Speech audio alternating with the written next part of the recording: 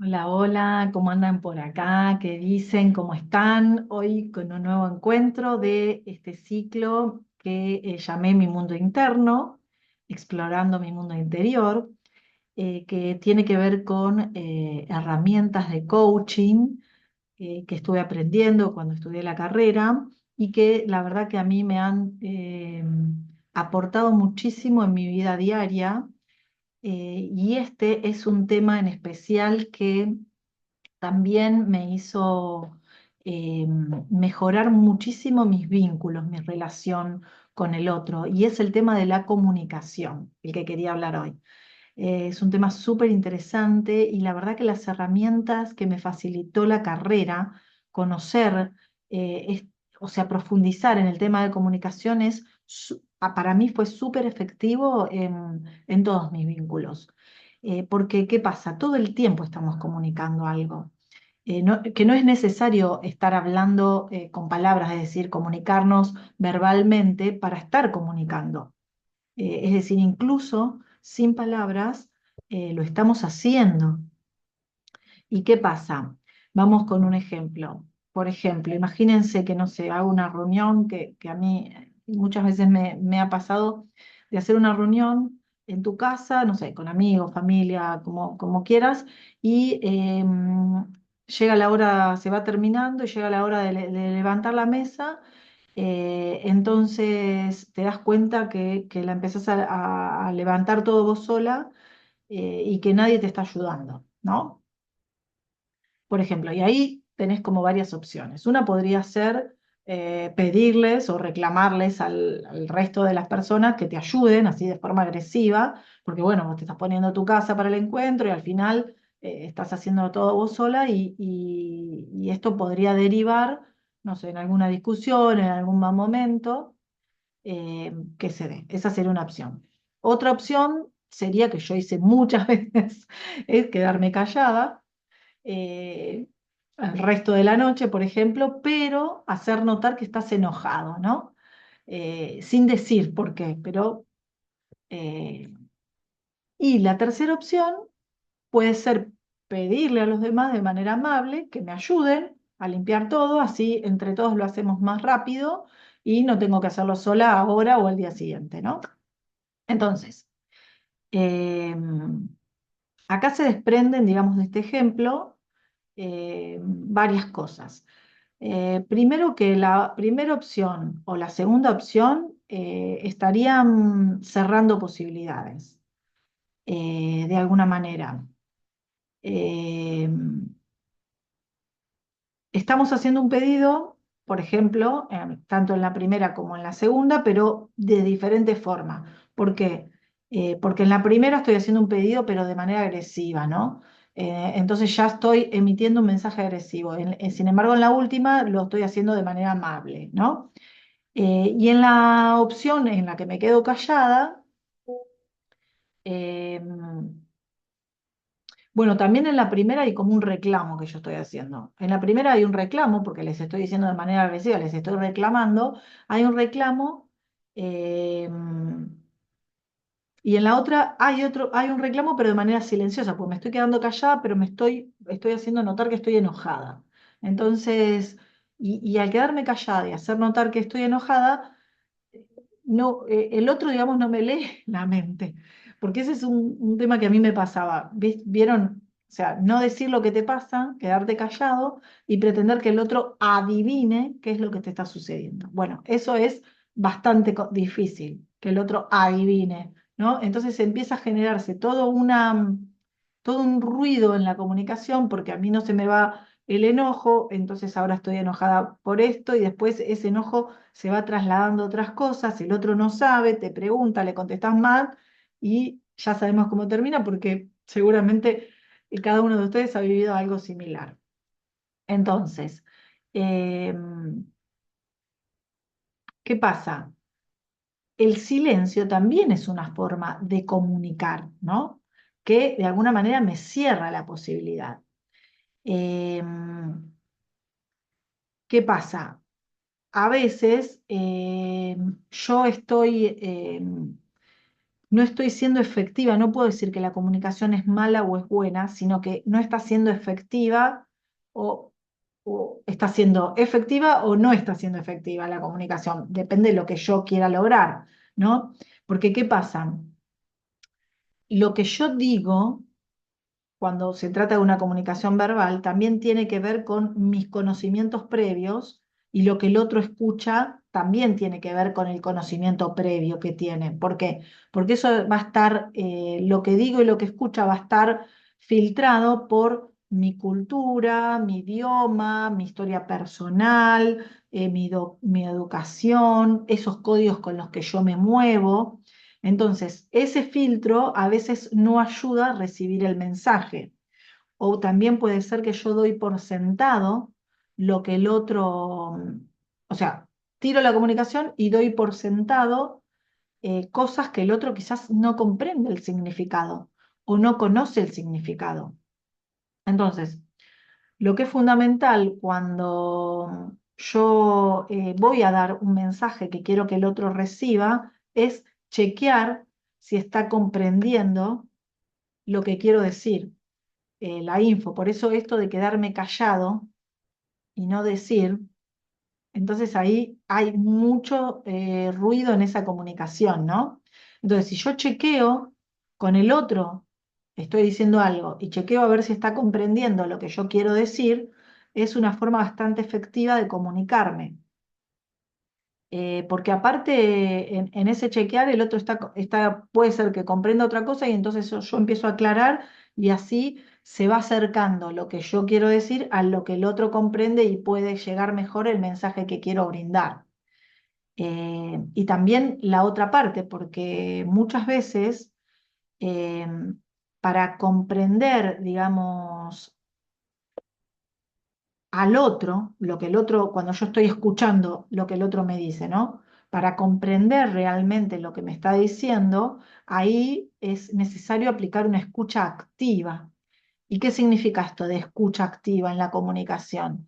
Es, por un lado, toda esa conversación interna que yo tengo cuando el otro me habla, obviamente hay algún voces en mi cabeza que me están contando cosas. Bueno, tratar de hacer silencio para poder enfocarme en realmente lo que el otro me dice.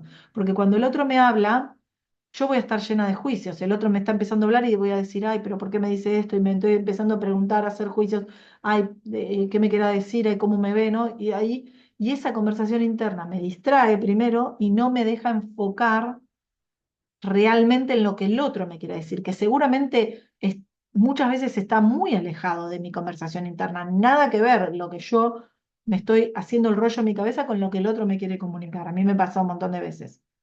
Entonces, y también cuando yo bajo el volumen de lo que estoy preguntando, hablando en mi cabeza a mí misma, puedo prestar atención no solo a lo que me dice, sino también al lenguaje no verbal, por ejemplo, a la postura que tiene el otro, a los silencios que hace el otro, a lo que no dice, a la emocionalidad, a un montón de otras cosas que me van a decir mucho de lo que me quiere decir. ¿Por qué? Si vamos al modelo de comunicación clásico que nos enseñaron en el colegio, no sé si recuerdan, era emisor, receptor, mensaje, ¿no? Había un emisor acá que quería decir algo, el receptor, el mensaje, y ahí estaban los códigos de comunicación, que sería el idioma, el canal, o sea, cómo me quiero comunicar, y ahí podía haber algún ruido si yo uso un código y el otro ese código no lo comprende, que era esto de lo que yo hablaba, de chequear, ¿no? Porque tiene que ver con mi historia, todo lo que digo. Pero bueno, ese modelo tradicional hoy como que no es suficiente, eh, porque muchas veces al comunicar, nosotros intentamos exponer nuestro punto de vista, o sea, lo que queremos es solo exponer mi punto de vista sin atender a las perspectivas que tiene el otro. Y ahí se generan muchas suposiciones, y esas suposiciones dan origen a interpretaciones, ¿no?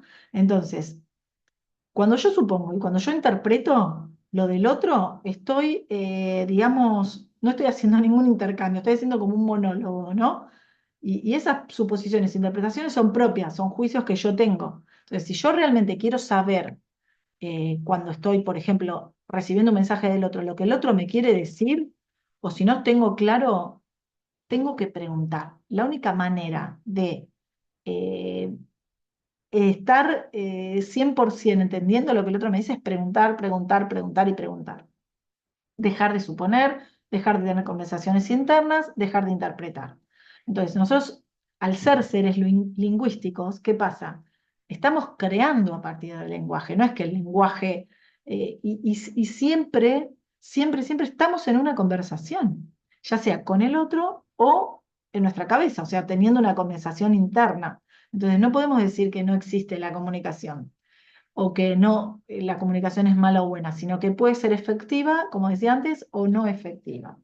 Entonces, ¿de qué manera, por ejemplo, pensamos que producimos resultados? Haciendo una acción y esa acción nos lleva a un resultado, por ejemplo. Y si ese resultado no nos gusta, ¿qué decimos? Cambiemos la acción. Entonces probamos con otra acción, hacemos cosas diferentes, ¿no? Esto de eh, hacer cosas distintas para que me lleve a resultados diferentes. Pero creo que eso no es suficiente porque hay otro sujeto acá, hay algo más en esta comunicación, acción y resultado que tiene que ver con el observador que somos.